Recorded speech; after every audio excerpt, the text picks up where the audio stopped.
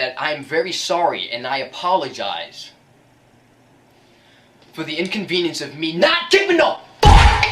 Bonjour everyone, Pantoufleee here today for a new in-shop video in which we're gonna see two things, the WZ-111-5A, but also some special thing Wargaming prepared for us. Starting with the weird bundle, let's say that we have this thing called El Día de Muertos, which means the Day of the Death. I mean, it's not that hard to translate, to be fair.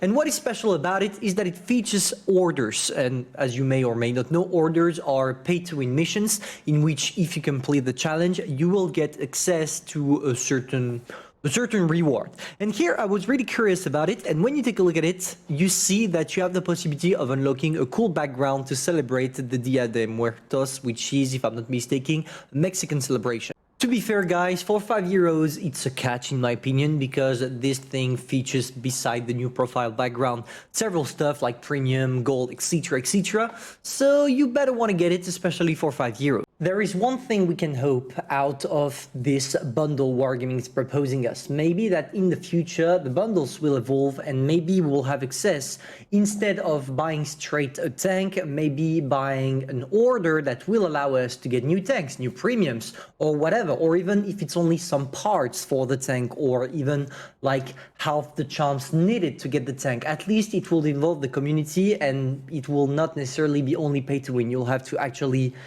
pay for it first and after try through different challenges to get your reward. I think it's much more interesting, even if it's really hard to implement, because of course you got to take into consideration people having a job, people that are being impatient, and people that don't like this kind of system.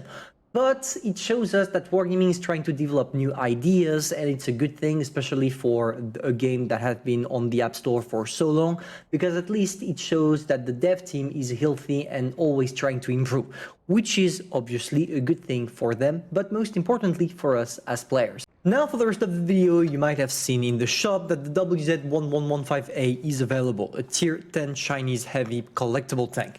And basically you have two offers: get the tank directly and guaranteed by using 20,000 gold, or wait a little bit for it, but try your luck and getting it for only €30. But here you only have a 20% drop chance, so 1 out of 5. If I was you, I wouldn't buy neither of those two offers, simply because not so long ago we had access to the Chieftain for the same amount in the shop, which is a way better tank. So hold your gold for something a little bit better. But in the case that you still want to get the tank, there are the statistics and the things you must learn about. First thing first, the gun is amazing on that thing. Truly, you have an amazing penetration, an amazing alpha damage, an amazing accuracy overall. Let's say that everything kind of seems perfect. 0.32, 2.4k DPM, 11.5 seconds of reload time, 273 average penetration with your regular shells, 460 alpha damage, 7 degrees of gun depression. Yes, because sometimes Chinese actually have access to that gun depression. For the rest, an amazing armor only on the turret, as long as people don't shoot at your cupolas, because those two are the weak spots, so you kind of gotta be careful about them. And for the mobility, just an insane one, going at 50 kilometers per hour. The main problem of that thing is that the upper part of the hull can be penetrated. So it's either you only show your turret or you are gonna hate the tank. And this is why, in my opinion, it's not worth it, because unlike a Chief where you have the possibility of bouncing everything on the turret and the upper part of the hull, and on top of that the Chieftain has a much smaller cupola, here you have some downsides that are hard to forget about. As I just mentioned about the playstyle, this thing is only good when you play it in all down, when you only show your turret to your opponents. And especially in town, such as the case right there, playing on Immelsdorf, simply because, let's say that this is the map on which you have the most all-down positions without using too much gun depression. Of course, here gun depression doesn't seem to be a problem, because your tank's profile is quite low and you top that with 7 degrees of gun depression. That should allow you to do the job. But sometimes you kind of struggle on hilly terrains, and it's going to be the case every single time, because that's the curse that goes with the Chinese tanks. But nevertheless, let's take our fine position right there, playing aggressively thanks to our great mobility that allowed us to take this position first. And now all we have to do is hold off against those auto-loaders. Unfortunately for us, we need to keep moving like I'm doing right there. As you can see, I'm wiggling because of my turret and especially my cupolas. Because if you take a look at the point of view of the Kranwagen, from there he has the possibility of sneaking shots on my cupolas, which is something I really want to avoid. And to do that, I need to move all the time. And this is one of the greatest tactics I can give you in all down, guys, if you want to avoid getting penetrated by the opponents. So there we go. We're going to try to sneak one on the M60, but the guy is running away. We got unlucky, but that's not a problem. That's not a problem because we still have the Kranwagen. We load an HE, which gives us around 600 alpha damage per shot, and we 100% sure kill that Kranwagen.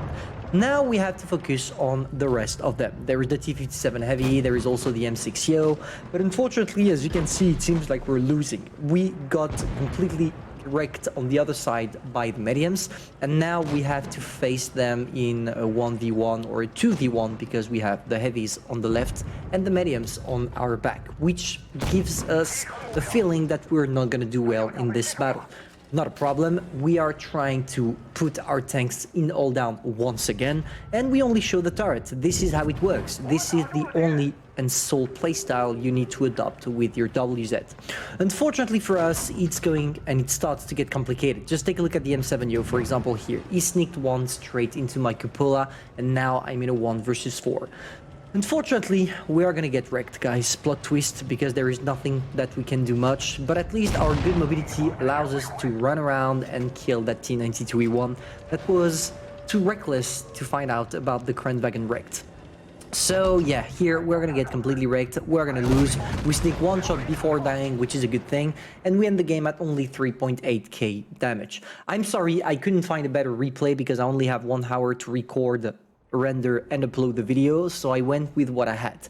Don't worry guys, more videos with better reviews are coming with an overall view of statistics, but here the problem is that I lack a lot of time.